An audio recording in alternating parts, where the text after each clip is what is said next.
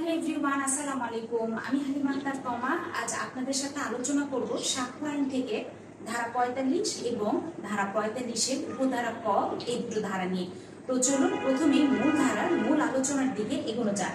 প্রথমে ধারা ৪৫, এখানে বলা আছে বিশারদের অভিমত।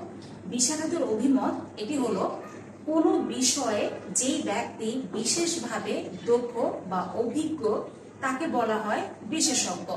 এখন এই সাক্ষ্য আইন ধারা ৪৫ অনুযায়ী ১৩টি বিষয়ে বিশারদের অভিমত গ্রহণ করা যেতে পারে, তবে এটি হলো সম্পূর্ণভাবে আদালতের বিবেচনামূলক ক্ষমতা। তো সেই ১৩টি বিষয় কি কি চলুন জেনে নেওয়া যাক।